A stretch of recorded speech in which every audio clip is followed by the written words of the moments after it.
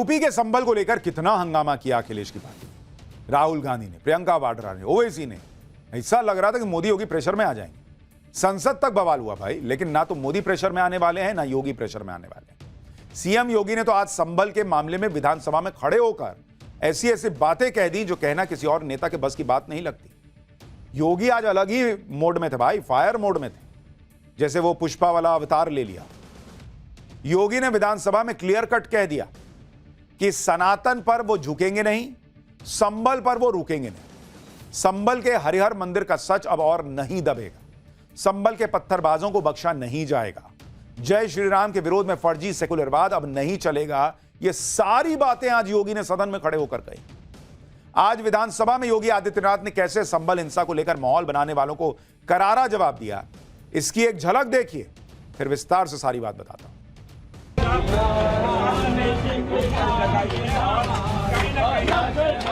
1978 से जो मंदिर आज निकल रहा है, 1978 से इन लोगों ने कभी खोलने नहीं दिया उस मंदिर को।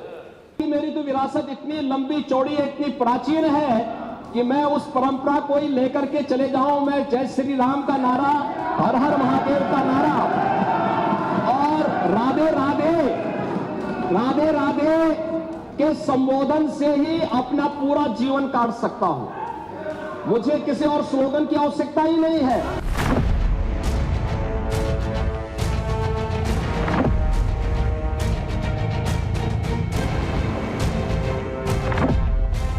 मैं कहता हूं तो बाबरनामा भी कहता है कि हर मंदिर को तोड़ करके एक ढांचा खड़ा किया गया। याद रखना, जिसने पत्थरबाजी की होगी, जिसने माहौल खराब किया होगा, उसमें एक भी बचने वाला भी नहीं है। कि सूर्य को, चांद को और सत्य को बहुत देर तक छुपा कोई नहीं सकता।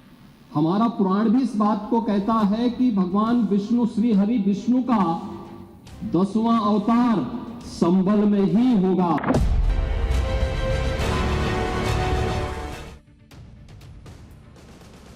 संभल का जो सच सामने आ रहा है उसे लेकर ही सीएम योगी ने अब तक का सबसे बड़ा हमला उन लोगों पर किया जो लोग संभल हिंसा के पत्थरबाजों से हमदर्दी दिखा रहे हैं। असल में संभल में हिंसा के बाद हो रही जांच में संभल में सनातन के इतिहास का सच सामने आ रहा है।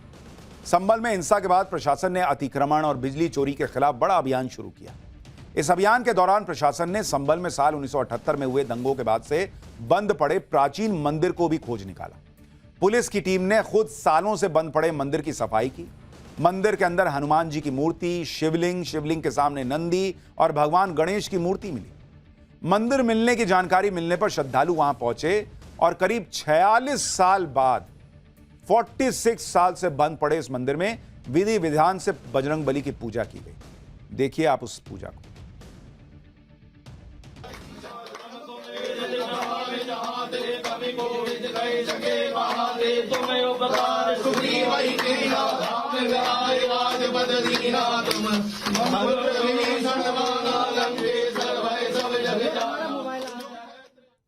संभल में 46 साल बाद खुले शिव मंदिर में भक्तों का तांता लगना शुरू हो गया। सोमवार के दिन भक्तों ने भोले बाबा पर जल चढ़ाया। मंदिर में रुद्राभिषेक तक हुआ।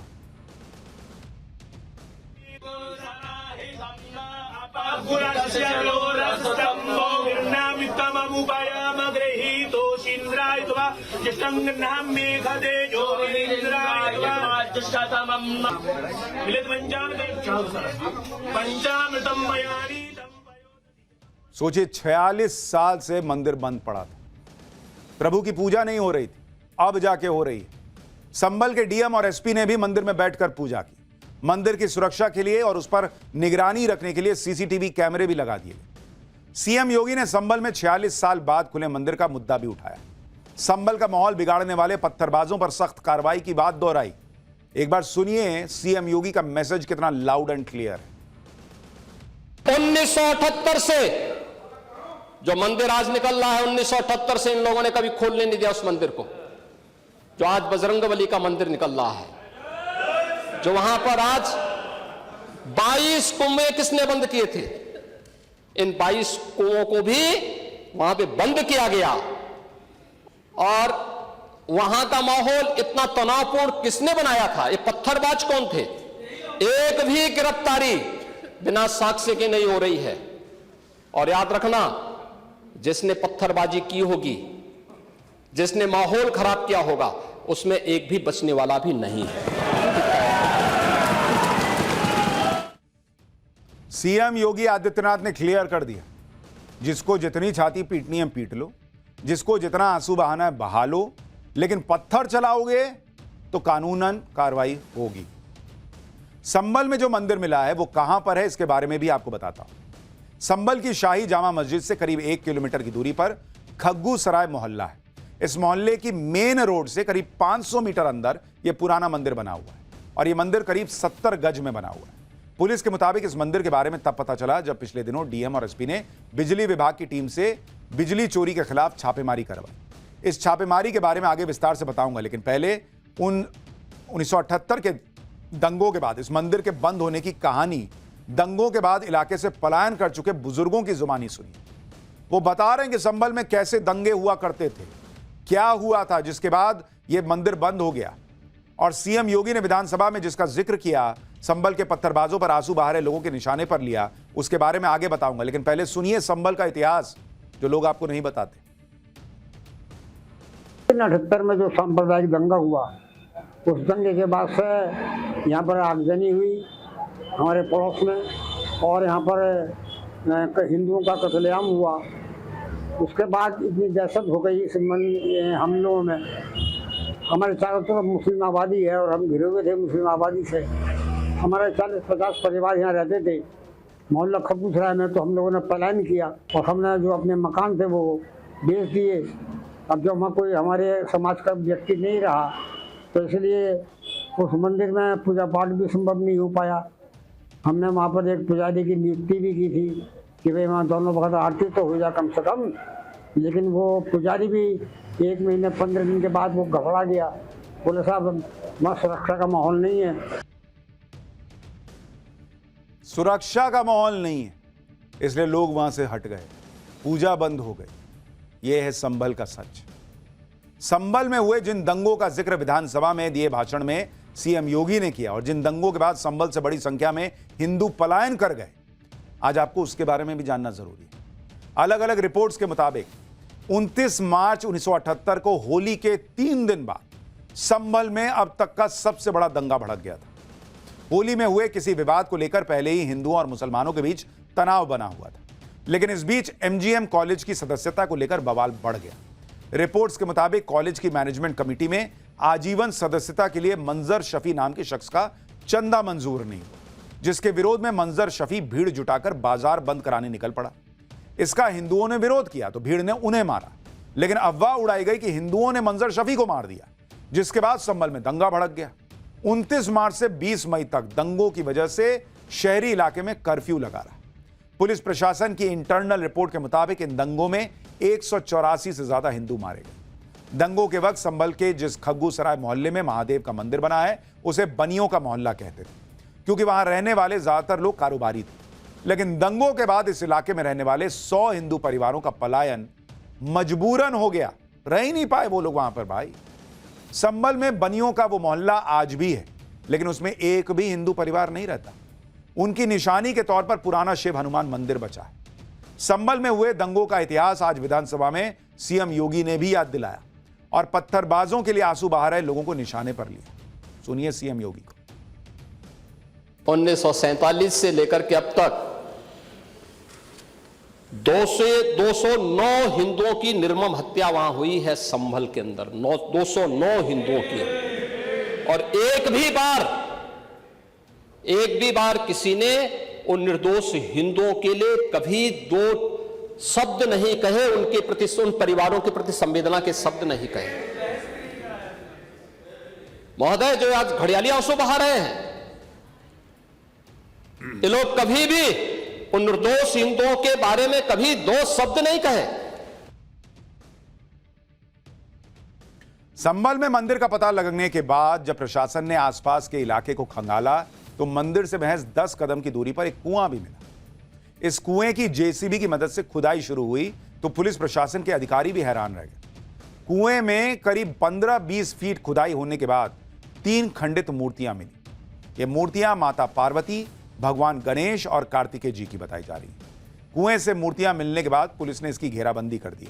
जरा ग्राउंड जीरो से हमारे सहयोगी की एक रिपोर्ट देखिए।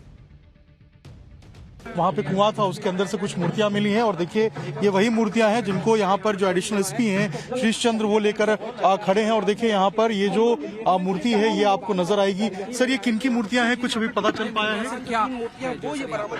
प्रथम दृष्टया देखने में माता लक्ष्मी, गणेश जी और कार्तिक जी की प्रतीत हो रही है, जो संगमरमर की हैं, कार्तिक जी की प्रतीत हो रही है जो कि खंडित है। बाकी ये सब इस बारे में जांच की जा रही है। सर इस मूर्ति को क्या आगे सर्वे के लिए भेजेंगे, जांच के लिए भेजेंगे या मंदिर में स्थापित किया जाएगा? बिल्कुल इनकी जांच की जाएगी और संबंधित लोगों को दिया जा रहा है और बाकी से जांच की जाएगी।